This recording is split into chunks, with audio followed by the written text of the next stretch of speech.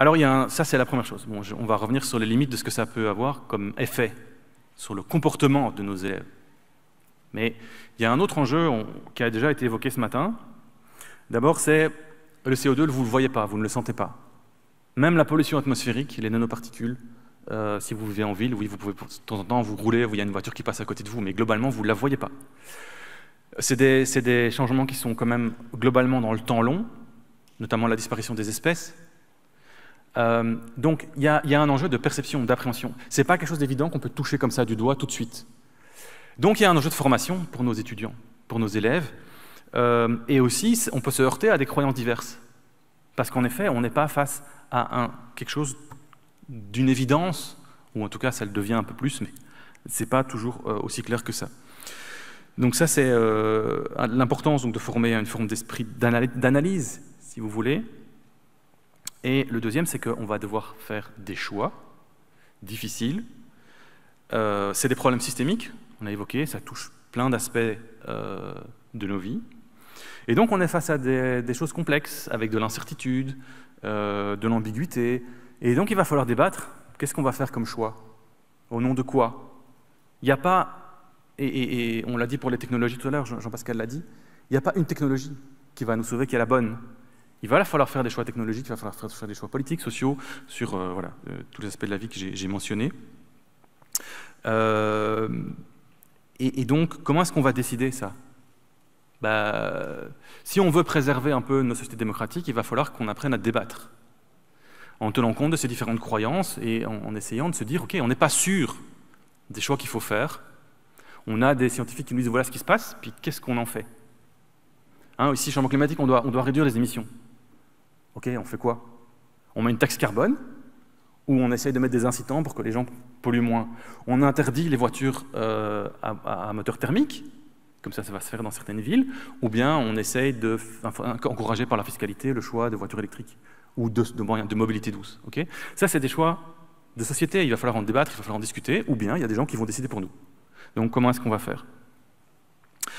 Alors, j'ai essayé d'un peu résumer qu'est-ce qu'on peut entendre par un esprit critique. Je ne suis pas sûr d'y être arrivé, mais c'est en effet l'idée, en tout cas, dans toute une série de travaux scientifiques, de dire c'est notamment la capacité d'évaluer la crédibilité d'une affirmation par rapport à ce qu'on connaît déjà, de juger de la pertinence des arguments et de la qualité des preuves qu'on propose, et d'évaluer la fiabilité de la source qui présente une information ou un argument. Alors, une des difficultés que la recherche montre par rapport à ça, parce que tout le monde est d'accord sur le fait qu'il faut développer l'esprit critique, mais on s'en est moins d'accord sur ce que c'est, et puis comment on fait. Alors, un des gros constats de ces 20 dernières années sur les recherches là-dessus, c'est qu'en fait, malheureusement, ou heureusement, je ne sais pas, ce n'est pas une compétence transversale. D'ailleurs, il n'y a à peu près pas de compétences transversales qu'on a réussi à évaluer. Nos compétences sont souvent très, très dépendantes des connaissances spécifiques qu'on a dans un domaine. Et c'est le cas de l'esprit critique.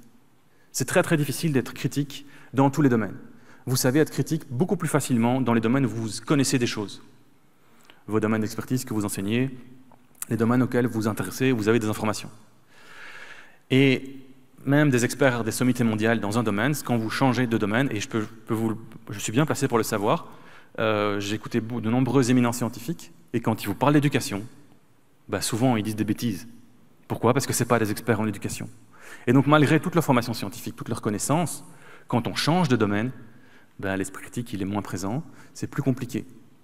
Donc ça veut dire que c'est essentiel pour nos élèves qu'on leur transmette des connaissances, qu'ils apprennent à maîtriser des connaissances. Sinon ils ne sauront pas être critiques. Et ce n'est pas une compétence comme ça qui est flottante et qu'on peut appliquer à n'importe quel domaine. Donc l'importance des connaissances spécifiques et de pratiquer un peu, notamment le débat ou la discussion, la réflexion sur les critères de jugement. Et donc aussi le constat qu'en fait on ne peut pas vraiment enseigner l'esprit critique. Ce n'est pas quelque chose qu'on peut enseigner, on peut l'entraîner. C'est des compétences un peu qu'on a tous, de réfléchir un petit peu et d'évaluer ce que j'ai mentionné avant. Mais donc on peut mettre en place des environnements d'apprentissage qui vont favoriser son utilisation chez les apprenants ou non. Comment est-ce qu'on peut faire ça? Notamment, on peut, je l'ai dit, fournir aux élèves des connaissances, mais aussi réfléchir avec eux sur des critères qui nous permettent d'évaluer. On peut aussi les former à des démarches de recueil d'informations, y compris à des projets de sciences participatives. J'ai dit, appréhension difficile. Jean-Pascal vous a donné un exemple tout à l'heure, la concentration en CO2 dans la classe. Pourquoi pas? Ça permet après des tas de réflexions en éveil ou en sciences. Donc, par exemple, on peut former les élèves à l'observation. J'ai donné des exemples de ce qu'on pouvait observer un peu bateau, mais voilà, comme ça, vous allez prendre des mesures. Voilà, la pluviométrie. Est-ce qu'on voit, et alors on peut avoir des données dans l'école. Est-ce que sur 5 ou 10 ans dans l'école, on voit des évolutions de pluviométrie, si on a une station météo dans l'école? Des enquêtes, etc. Donc l'idée, voilà, les aider à appréhender, à créer des images de la réalité et à maîtriser ces outils qui permettent d'avoir une autre perception de la réalité sur laquelle on peut essayer de se mettre d'accord. Pouvoir discuter de questions politiques et sociales en classe. Donc si on veut développer l'esprit critique, les quelques recherches qu'on a sur ce sujet-là nous disent c'est pas tellement des cours sur l'esprit critique qui semblent vraiment intéressants, c'est plutôt ça, c'est des ouvertures pour discuter de questions politiques, sociales en classe et dans l'école. Et au terme pédagogique, c'est notamment ce qui semble le plus prometteur dans ce qu'on connaît aujourd'hui, c'est pratiquer le dialogue, avec notamment des questions qui sont posées ou reformulées par l'enseignant. Des discussions en classe et en sous-groupe animées par l'enseignant. Vous avez vu que j'ai insisté animé par l'enseignant. Il semble que c'est très important en primaire et au début du secondaire en tout cas, qu'il y ait un adulte qui cadre le débat et qui stimule la discussion et qui l'organise. On ne va pas entraîner l'esprit critique en laissant juste les jeunes discuter n'importe comment entre eux comme ça. Tout comme les débats démocratiques, ça demande des règles, ça demande une animation. Ou alors il faut former les élèves à ces animations-là.